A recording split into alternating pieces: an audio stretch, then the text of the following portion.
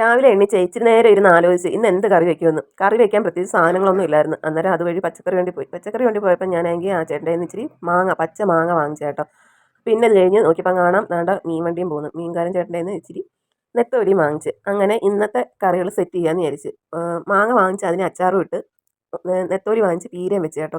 ഞാൻ പീര വെക്കാൻ നേരത്തെ തേങ്ങ തിരുകി ചുമന്നുള്ളി ചെറുതായിട്ട് കുഞ്ഞതായിട്ട് അരിഞ്ഞ് ഇച്ചിരി ഇഞ്ചിയൊക്കെ ഒന്ന് അരിഞ്ഞ് അതിനകത്താണെന്നുണ്ടെങ്കിൽ 2 പച്ചമുളകൊക്കെ ഒന്ന് കീറിയിട്ട് ഇച്ചിരി മഞ്ഞപ്പൊടിയും ഇച്ചിരി മുളക് പൊടിയും ചേർത്ത് ഉപ്പും വടക്കമ്പുളി എല്ലാം കൂടെ ചേർത്ത് ഒന്ന് ഞെരടി എടുക്കും കേട്ടോ. ഞെരടി എടുത്തതിന് ശേഷം അതിനകത്ത് നമ്മൾ നെത്തോലിയും ഇച്ചിരി കരിയാപ്പിലയൊക്കെ നുള്ളിയിട്ട് ഒന്ന് അടച്ച് വെച്ച് നമ്മൾ വേവിച്ചെടുക്കുകയാണ് ചെയ്യുന്നത്.